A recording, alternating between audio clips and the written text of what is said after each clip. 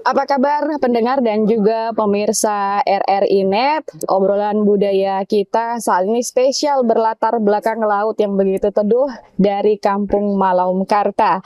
Dan kita akan ngobrol terkait egek tradisi jaga alam suku Moi.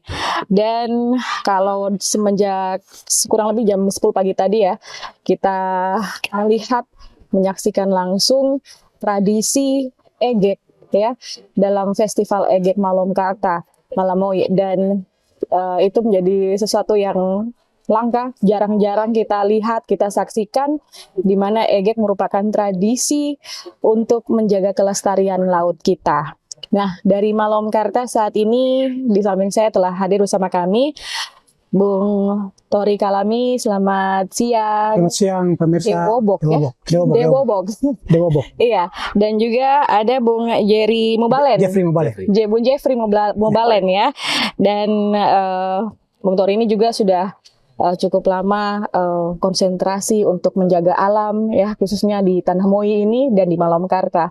Dan ini Bung Tori, kalau ini kan boleh bilang festivalnya ini baru yang tahun kali kedua ya? Saya ralat dulu, ini bukan festival, tapi buka egek aja. Buka egek? Ya, buka egek. Buka egek yang setelah 2 tahun pasca festival egek 2023. Oh, jadi kita buka egek ya, sebenarnya nanti festival nanti di tahun depan mungkin nanti. Di tahun depan ya? Di festival ini buka egek saja. Buka egek. Dan ini kalau tadi kita saksikan sendiri, saya baru pertama kali saya lihat unik, dan memang apa ya tadi dengan ritual-ritual boleh dibilang, terus menghanyutkan sirip pinang dan segala macam ya. Itu jarang sekali untuk kita tahu seperti itu, dan mungkin untuk zaman anak-anak sekarang mereka perlu tahu gitu ya tentang egek ini. Bentar, ini apa yang membuat Anda membuat acara ini? Mungkin egek tiap tahun ada, mungkin untuk khusus Malaumkarta di sini toh. Tapi untuk dibuat acara seperti ini, terus tadi juga terkait dengan pemerintah daerah, pihak-pihak terkait, apa yang membuat Bung Tori sendiri melakukan hal ini? Ya, pertama terima kasih karena teman-teman RRI Sorong sudah mau menyentuh sampai ke kampung-kampung dan pelosok ya, mau menemukan peristiwa-peristiwa baru ya, di dalam mengedukasi kembali konsep-konsep masyarakat adat yang ada. Jadi tadi kita sudah memulai dengan proses membuka egek ya.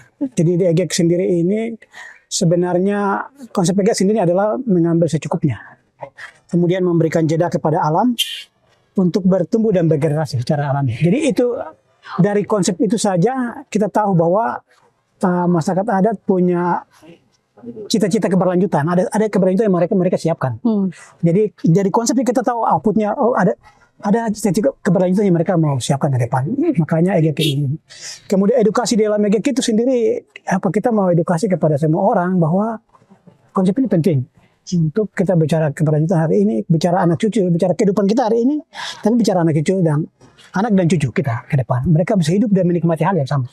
Jangan sampai mereka tidak menikmati hal yang sama hanya dalam cerita. Itu yang kami tidak mau. Itu ini kita edukasi, melibatkan semua orang sehingga menjadi edukasi bersama ya, pengetahuan bersama bahwa penting sekali menjaga konsep-konsep pengetahuan secara tradisional yang ada. Salah satunya egek tadi. Itu egek. Jadi egek sendiri ya, saya tadi bilang konsep egek sini adalah mengambil secukupnya. Artinya kita tidak ambil yang komersial. Jadi kalau ada yang mengambil komersial, itu bertentangan dengan konsep kami. Nah, ini kalau bicara tentang egek sendiri sudah ditentukan begitu kan, macam bulan Juni jangan tanggal sekian ini tuh harus buka egek ini. Seperti apa? Sebenarnya kita tidak ada ketentuan khusus, tidak ada harus buka ini, bulan ini tidak. Ketentuan itu tergantung, biasa ada pertemuan bersama. Ada kalau di Malaumkarta kita biasa kan ada 5 kampung ya. 5 kampung, ada pemerintah kampung, ada agama, ada pihak agama, ada masyarakat adat, ada pemuda, ada stakeholder kampung juga. Misalnya ada teman-teman unit pengelola yang kebetulan saya ketua dan sekretarisnya Bapak Kepala Kampung sebagai sekretaris unit pengelola, tapi juga ada kelompok organisasi sosial di kampung, yang ada PGM, tapi juga ada NGO yang ini kita diskusi. Ini mau buka Kita buka, kita diskusi. Jadi apa namanya, karena saya tadi bilang ini pengetahuan lokal yang ada di bawah dan kita mau ini bertemu dengan konsumen, jadi kita diskusi. Oh, kita boleh buka dan kita. Jadi tidak ada waktu yang pas. Sebenarnya 1 tahun ini tidak, kita sudah 2 tahun biasa. Kadang-kadang kita bisa 1 tahun sekali buka. Bahkan lebih 5 tahun kita. Jadi tidak tergantung. Saya pikir mungkin kalau ada ritual tradisi, pokoknya di bulan-bulan tertentu ini saatnya orang buka, terada. Tidak. Memang kita sesuaikan dengan musim teduh misalnya kalau kita mau ambil. Gitu. Kita sesuaikan. Jadi memang sudah di ini musim-musim seperti ini. Kita tahu ini kan, masyarakat tahu ini musim teduhnya kapan, mana musim ombak, mana musim angin, kita tahu. Jadi itu hebatnya itu ya, orang-orang zaman dulu kalau mau dipikir ya. Mereka punya sains tradisionalnya lebih tinggi. Iya, itu bagaimana kan sebenarnya? Jadi mereka itu yang tidak ada di kampus modern yang kita belajar. Dan itu makanya kenapa sampai kita mempertahankan ini, karena konsep ini tidak ada di kampus modern dan ada tidak ini. Jadi di pengetahuan lokal mereka kan macam kalau misalnya contoh di Jawa ada di bulan-bulan tertentu dong panen apa tuh namanya tebu misalnya. Memang sudah ada bulan-bulan tertentu dong sepakatkan begitu. Ada ritualnya begitu. Nah, kalau EGEK berarti memang sudah tidak gini, fleksibel tergantung kebutuhan. Misalnya ada kebutuhan apa, pembangunan atau anak sekolah atau apa segala macam kebutuhan apa kita jalan. Ya tidak usah. Gitu.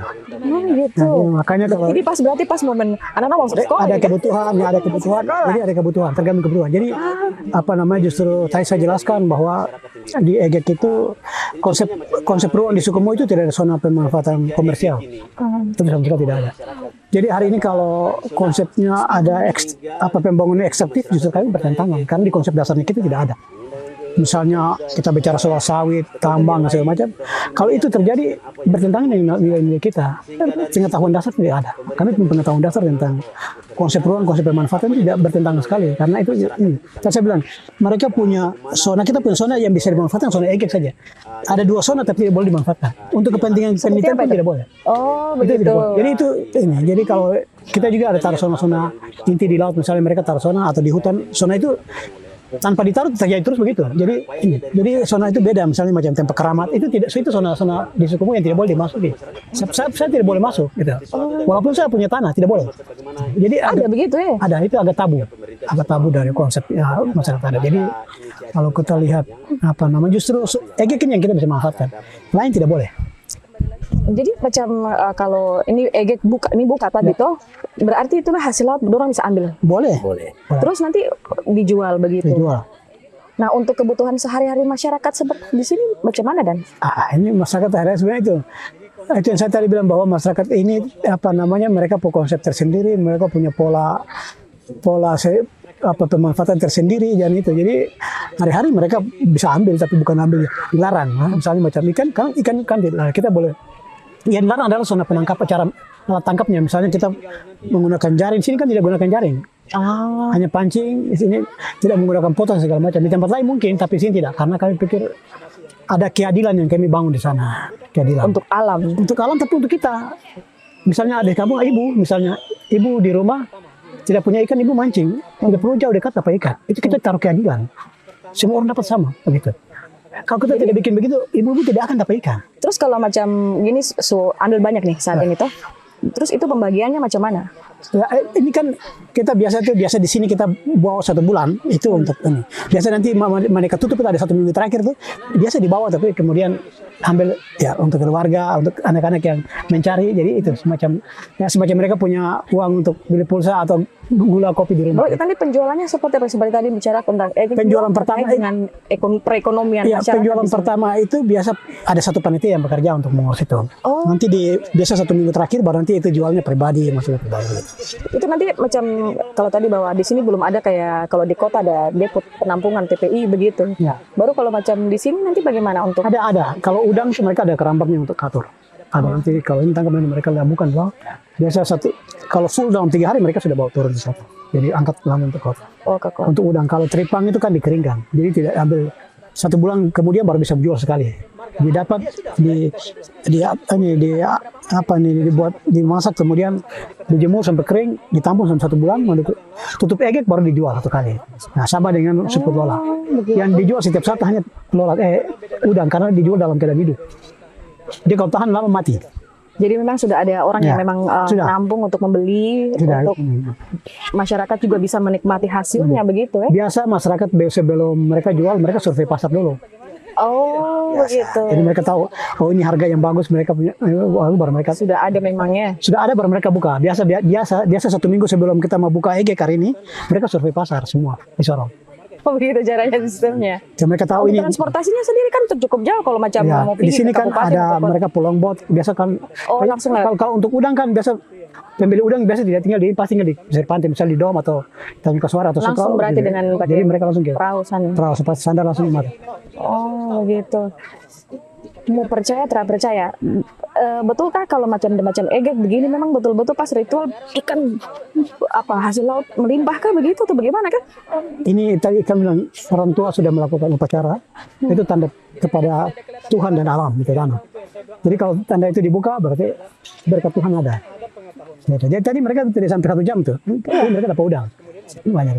Tidak sampai 1 jam, tidak sampai 30 menit juga tadi. Kalau pertigaan mereka tidak sampai 30 menit mereka dapat. Kalau baik biasa mereka mencari 1 malam sampai sore ya biasa. Tapi tadi berapa menit saya mereka dapat. Itu yang baru jutaan sampai Tadi. 1 jam aja begitu, apalagi ya. Jadi biasa begitu. Jadi kalau mereka tampung baru nanti. Begini pasti 3 hari kemudian sudah kita jual. Nah, untuk penampungannya sendiri begini untuk masyarakat. Mereka masyarakat buat itu ada sebuah itu. Mereka sudah buat di situ ada kerambaknya di situ. Tinggal nanti mereka Ya, karena dia harus hidup ya. harus hidup. Kalau ikan sendiri kalau macam ikan Ikan tidak ketika di pasar ikan makan ambil dapat makan sudah. Oh, Kita lebih begitu. ke Khusus ke lebih udang. ke udang, teripang sama siput lola 3 ini. Yang punya pasarannya kan ini pasarnya keluar kan besarnya. Kalau tadi pemerintah juga berharap bahwa dengan tradisi ini juga meningkatkan perekonomian dan kemandirian masyarakat toh. Nah, ini untuk ke depannya apa yang ingin dilakukan untuk masyarakat ini agar lebih maju, kalau apalagi Malam Karta ini kalau mau dilihat indah sekali gitu. Apa nih untuk misalnya untuk wisata tadi, siapa tahu Malam Karta lebih dikenal lagi. Ya, saya pikir kalau Malam Karta dikenal ya mungkin 50% sudah cukup dikenal ya. Bahkan semua teman-teman RI ini sudah tidak kelasin untuk ini ya. Nah, sudah ya tidak saya kenal tempat lain, tapi Malam Karta ukuran Kabupaten Sorong Malam Karta cukup terkenal ya. Kalau ukuran Kabupaten Sorong itu ada kerinduan mimpi untuk Malam Karta pun bisa mendunia seperti Raja Ampat. itu ke sana. Karena untuk bekerja sampai ke sana itu butuh proses dan butuh membangun semua pemahaman masyarakat, butuh kerjasama, butuh keberanian juga. Jadi ada namanya kita butuh marketnya juga harus bagus ya, pasarnya bagus juga segala macam. Jadi kita butuh semua. Sudah diperpikirkan atau mungkin dirembukan dengan untuk pengelolaan sini Ya, untuk bagaimana kita kalau belajar dari kita pengalaman itu kita justru tidak mau yang mendunia dengan cara yang komersil yang menghancurkan. gitu. Ini menarik. Jadi bagaimana? Jadi kalau 2 tahun 2023 kemarin kita bikin festival tuh lebih kayak kita membangun pendidikan ke dalam sehingga ada keberlanjutan. Itu yang kita target. Kenapa kami target itu? Kami harus diskusi di kampus-kampus karena kita mau dunia akademik itu melirik hal-hal yang unik begini masuk di dunia kampus. Kami sampai ke dunia kampus. Mungkin di festival-festival mereka tidak sampai, tapi kami masuk dunia kampus. Kami bangun dengan mahasiswa, bahkan rektor karena kami mau pertama mindsetnya, cara berpikirnya dulu.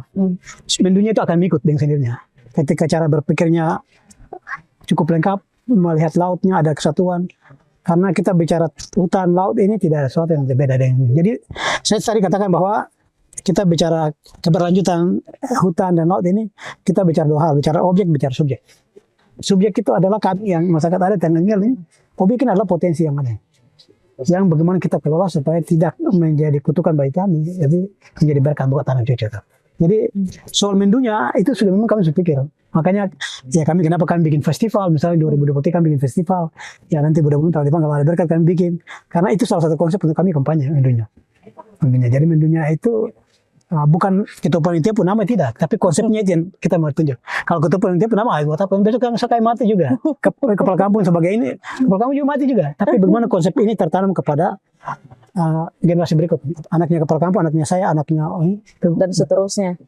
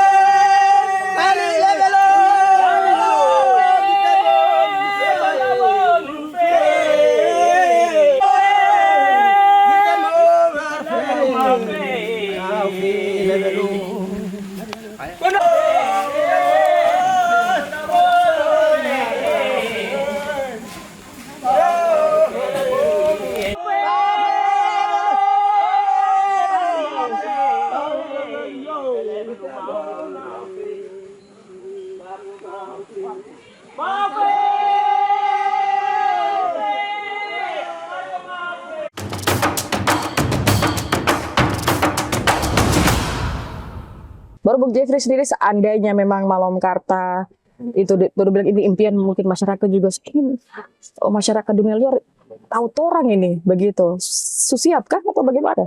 Iya, secara masyarakat adat ya di sisi lain seperti tadi juga disampaikan oleh dari Skafali dari Gubernur. Jadi bagaimana soal kesiapan masyarakat adat di sini untuk bagaimana pengembangan sampai kepada dunia bisa mengenal masyarakat adat yang ada di wilayah Malom Karta. Ya, pertama kembali ke kita sendiri bagaimana menjaga konsep seperti apa yang tadi disampaikan oleh Bung Tori tadi. Konsep-konsep inilah yang mungkin kita menjaga sehingga sebelum kita melakukan ini kepada dunia, kepada luar, pihak lain luar untuk mendapat informasi, maka melihat apa yang dilakukan oleh masyarakat.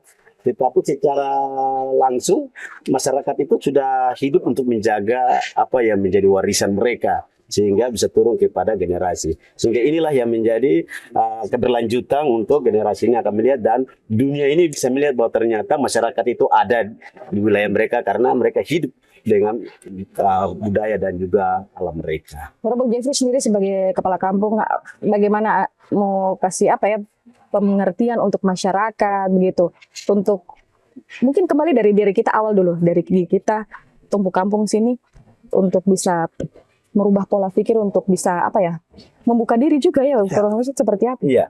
Jadi kan ini seperti tadi ya, ini diskusi macam bertadi dengan pemerintah. Jadi sebelum kita bicara ke dunia ini, sebelum kita bicara soal dunia atau ini untuk melihat, sebelum kita mempromosikan, ya masyarakat sendiri kita menyadari ketika kita menyiapkan sesuatu ini untuk menjadi level yang lebih besar, sehingga banyak orang akan melihat kita, ya bagaimana kesiapan diri kita.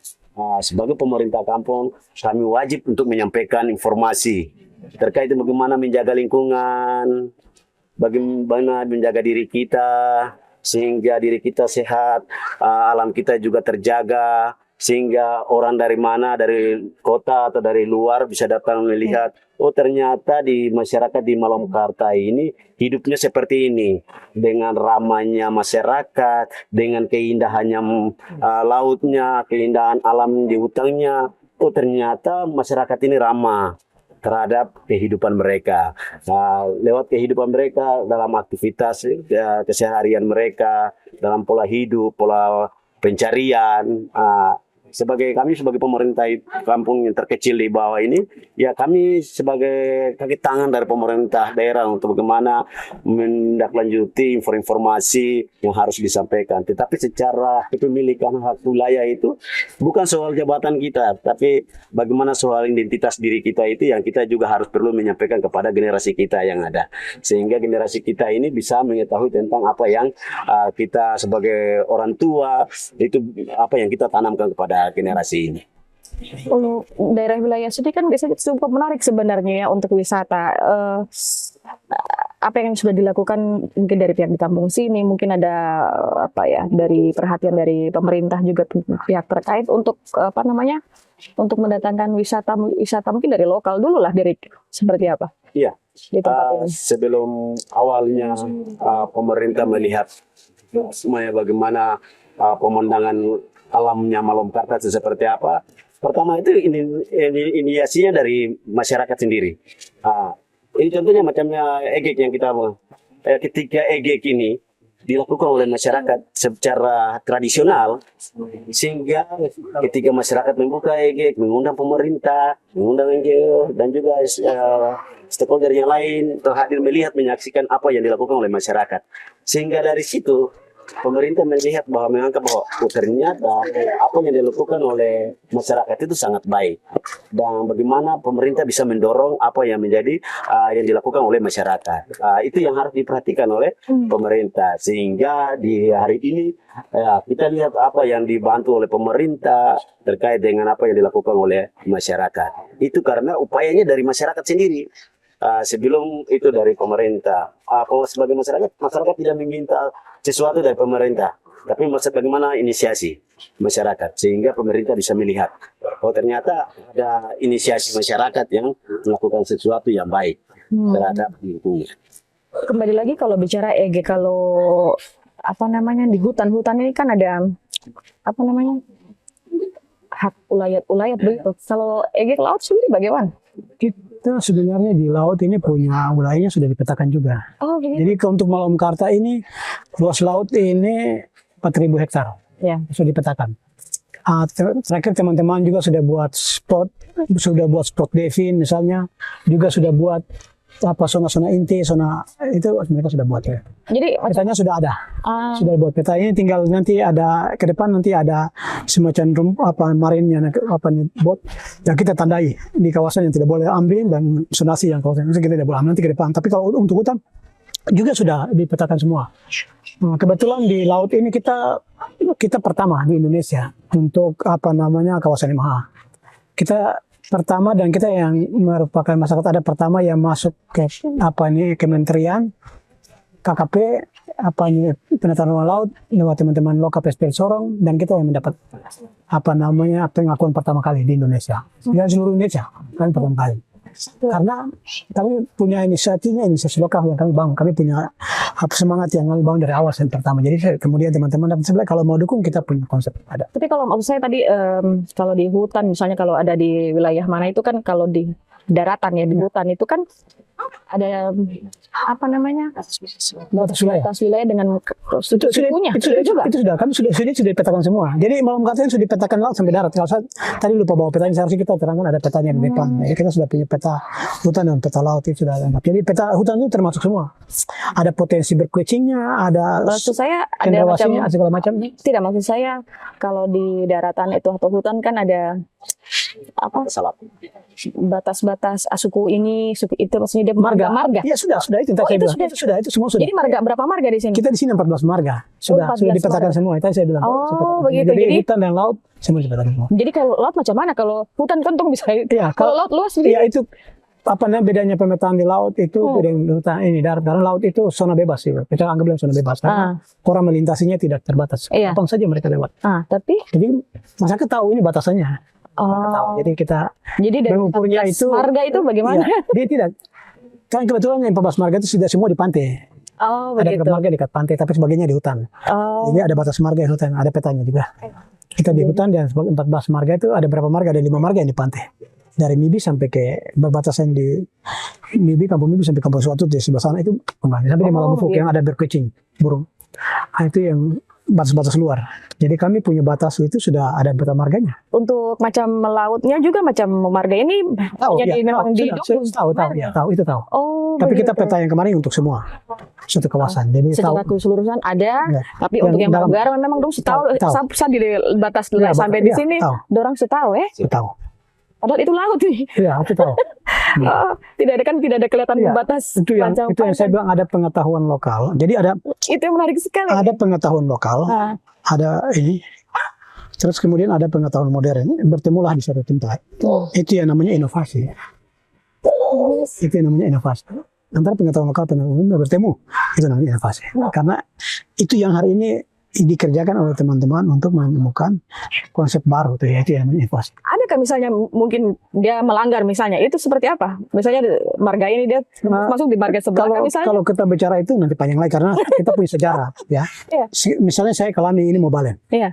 kami punya tata batas itu kita akan menghormati. Misalnya saya tikam bunuh saya pemburunya, saya mencari rusa misalnya, saya tikam rusa itu melintasi, saya tikam di tanah saya, tapi dia mati di marga sebelah mau balen, Ah. walaupun saya pemburunya saya tidak boleh makan. Oh, Itu begitu etika, juga di laut. kita punya etikanya tinggi, semua punya etikanya tinggi, etika menghargai orang lain tinggi. Hari ini tidak, kita mengalami yang namanya culture shock, lompatan budaya. Jadi ada pengaruh yang kemudian tidak menghargai ruang-ruang ini. Begitu. Jadi ketika saya tikam rusa atau babi menyeberang ke keluarga Dia lari ke sana. iya, dia melintas batas sebelah. Walaupun saya pemburunya saya tidak boleh makan. Gitu. Itu suatu prinsip yang paling nilai yang paling tinggi itu. Mereka menghormati batas teritorial adat. Jadi mereka tidak boleh ambil sembarang. Begitu juga Nanti dengan saya kasih tahu Pak Jeffrey, tolong ada satu ikan babi ada mati, terus ada mati di sebelah. Tolong bawa sapu tombak balik ya, makan babi sudah atau makan rusa sudah. Oh, begitu. Ya walaupun saya ini. Jadi itu saya gambarannya pun di laut seperti itu. Jadi itu etikanya itu. Jadi hari ini saya bilang kita mengalami yang namanya benturan pembangunan, benturan budaya. Jadi orang tidak melihat nilai ini sebagai landasan kebijakan, landasan sosial yang sebenarnya. Lalu mereka itu terjadi kekacauan. Gitu. Kalau misalnya itu masuk dia tanpa sengaja melewati batas Iya, itu di laut. iya ini iya kita bicara ini perubahan zamannya. Iya. Kalau dulu itu biasa perang Honge itu terjadi di situ. Apanya? Perang Honge.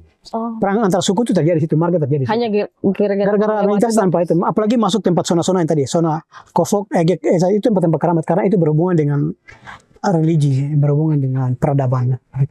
Itu tidak boleh. Saya tidak boleh.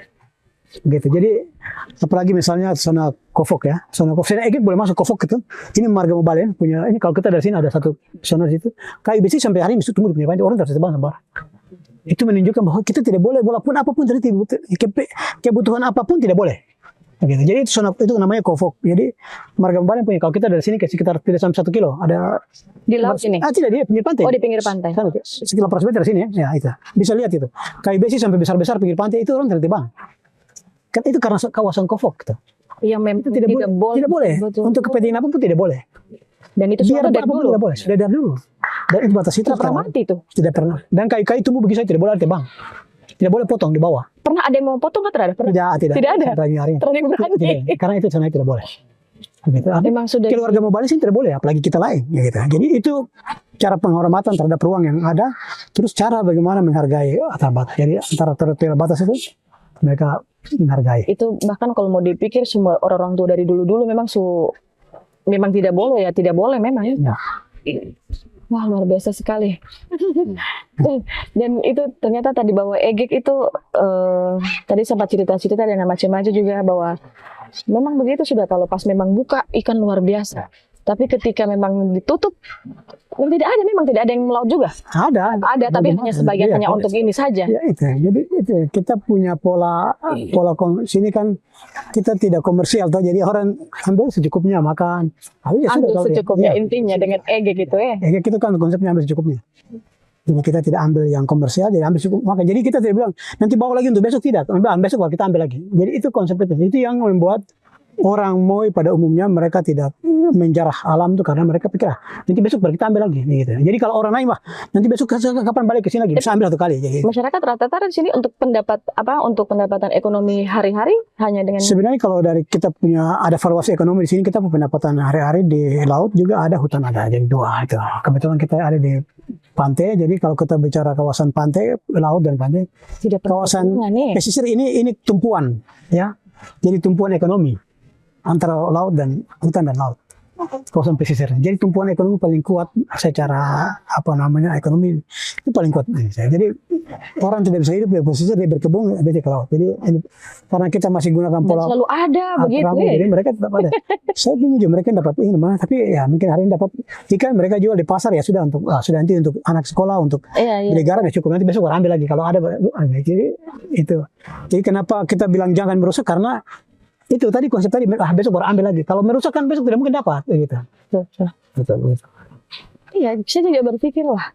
Misalnya masyarakatnya begitu aman, tentram, damai di sini baru saya berpikir ini dong dapat penghasilan di mana untuk hari-hari. Tapi itu ternyata anak-anak sekolah semua ya. Ya, kebetulan pendidikan dari masyarakat sini untuk anak-anak berpendidikan itu, ya itu dari hasil panen mereka di kebun, laut, itu dari pendapatannya dari situ. Terus ada tidak selain egek tradisi-tradisi yang memang yang memang masih dari dulu dan sampai sekarang anak-anak juga diajarkan begitu? Ya memang ada macam tradisi ya dari moyang sampai dengan orang tua sampai dengan generasi kita ini itu ada pendidikan yang disampaikan oleh orang tua untuk kepada generasi kita saat ini. Nah, contohnya seperti macam kita di hutan ya, itu kan ada obat-obat tradisional yang ditumbuh di alam.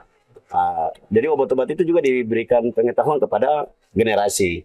Nah, kepada kami dan kami juga bisa menerapkan ini kepada generasi kita sehingga mereka mengetahui tentang bagaimana kita menjaga alam sehingga kita bisa memanfaatkan alam itu dalam obat-obat tradisional. Oh ya tadi bilang ada minyak apa? Minyak lawon. Minyak lawon itu ada.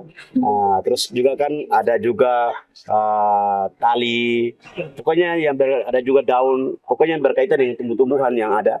Itu punya manfaat kepada masyarakat. Ketiga contoh kita lihat 2019 kemarin kita bicara soal COVID. Pada pengetahuan masyarakat di sini mereka tidak tahu tentang COVID-nya. Dan mereka kenal soal mungkin malaria, biasa mungkin demam-demam gitu. Tapi ketika sebelum mereka ke rumah sakit mereka lebih lihat ternyata ada obat-obat yang telah tersedia di alam. Mereka bisa gunakan itu. Di sini tentunya macam ada tali kuning. Mereka bisa membawa obat-obat itu untuk minum. Setelah itu sudah hilang. Jadi itu pengetahuan dasar yang masyarakat adat di sini mereka melakukan dan ini yang diterapkan kepada generasi. Makanya kita kenapa masyarakat di Malam Kartaraya ini kenapa harus hidup untuk mempertahankan jati diri mereka terhadap ruang hidup baik hutan dan laut. Ternyata minyak lawangnya juga sudah mulai diproduksi dan ini. Mungkin tadi kan mengisahkan masa dulu. Jadi hari ini kita tidak mau minyak lawang lagi. Gitu. Jadi karena minyak lawang ini kalau kita mengambil dari alam dengan begitu habis ya. Jadi ternyata juga. Jadi bukan hanya masalah laut tapi juga. Jadi habis juga. Jadi ada konsep lain yang kita dorong. Hari ini kita dorong konsep ekowisata, berkucing itu segala macam itu karena itu bagian daripada menahan yang tadi kita tidak menembang. Kita ambil dari alam dengan tapi luar biasa sekali. Mengganggu sekali. Ya, dan ini sesuatu yang memang perlu dijaga terus dan dilestarikan ya Pak. Dan selain itu juga apa yang ingin harapkan untuk anak-anak generasi mendatang itu seperti apa Pak Tori? Ya, pertama adalah kita banyak sosialisasi ya. Sosialisasi kepada mereka, diskusi sampaikan bahwa ini penting. Event-event begini jadi alat edukasi untuk sampaikan bahwa ini ke depan penting. Kalau tidak kamu tidak mewariskan ini, maka ancaman ke depan tak akan ada. Karena ini mitigasi terhadap ancaman yang akan datang. Baik dari sisi ekonomi kita tidak dapat, dari keberlanjutan ekologi juga kita tidak dapat. Pengetahuan juga hilang. Jadi ada banyak sekali yang kita dapat ekonomi, pengetahuan, tata krama hilang. Karena di dalam ruang ini ada pengetahuan yang dalam. Saya ke contoh ya. Ini pohon ini kayu bintangor. Dalam bahasa Moy kita bilang loton. Ketika pohon loton hilang, itu satu kosakata akan hilang. Begitu. Kenapa itu penting? Kenapa kita membangun? Karena itu ada hubungan dengan pengetahuan. Kalau bicara tentang tradisi ini tidak ada habis-habis. Ya, tidak ada bisa-bisa. Habis ya. Luar biasa sekali. Dari apa yang diharapkan ke depan untuk silakan. Kalau saya nanti pertama, saya berharap saya dukungan oleh semua teman-teman. Yang pertama, pendidikan ada inspirasi baru yang mau disampaikan untuk teman-teman, kami sangat menerima. Kami juga butuh pengetahuan baru, kita akan belajar. Mungkin ada pengalaman di tempat lain, ada kebijakan pemerintah pertama yang mendukung kami dengan regulasi sebagai regulator di terendah, ada provinsi, ada kabupaten. Mendukung sehingga inisiatif ini jalan. Yang kedua adalah kita butuh pembiayaan untuk proses ini jalan. Ada ruang pendidikan yang sama, semua orang. Iya. Kalau bicara soal bagaimana ada tanggapan yang disampaikan dari kami untuk bagaimana melihat kondisi kita di Malapkarta ini, ya harapan kita ya ke depan ya tetap EGEK ini terus terlalu dijaga, dipertahankan menjadi warisan kita sehingga generasi ini terus bisa dapat melihat menikmati apa yang sudah kita lakukan orang tua, sehingga dari orang tua kayak kita dan generasi juga harus mendapat bagian itu. Itu yang pertama. Yang kedua ya kami juga berharap bahwa pemerintah juga tidak hanya sekedar kita diundang terus datang terus hanya melihat, tetapi harus ada tindak lanjut yang apa yang dilakukan oleh masyarakat. Itu harapan kami, sehingga apa yang mungkin jadi impian masyarakat ini menjadi sesuatu yang menjadi dunia. Itulah bagian dari kita berkolaborasi antara masyarakat dengan pemerintah dan juga stakeholder lainnya. Dan dengar dan juga pemirsa, ternyata di Malapkarta Raya ini menyimpan begitu banyak kisah, menyimpan begitu banyak tadi kisah-kisah itu macam misteri-misteri begitu kan, misteri-misteri tapi ya memang tetap terjaga, tapi untuk tahun-tahun akan datang yang akan diteruskan untuk anak cucu kita ke depannya ya Bung Mori. Dan mudah-mudahan EGEK ini tidak hanya sekedar untuk menjaga alam dan juga sebenarnya sendiri, tapi bagaimana kayak kita bilang itu kayak tradisi leluhur yang luar biasa ya, leluhur begitu ya, untuk bisa kita lestarikan terus. Dari Bung Jeffrey, terima kasih sudah bersama kami. Terima kasih banyak. Sudah Salam undang hormat. kami juga di sini. Tadi luar biasa satu hari ini kan melihat, saya suka sekali melihatnya ya. Mudah-mudahan sehat-sehat terus, Malapkarta Raya semakin maju, orang bisa datang di sini lagi mungkin lebih berbeda lagi mungkin ya. Baik, terima kasih pendengar dan juga pemirsa. Itu dia EGEK Tradisi Jaga Alam Suku Moi ya, di obrolan budaya di hari ini dalam kami RRI-nya.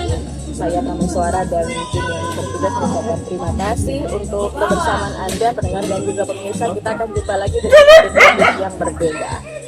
Selamat Dewobok.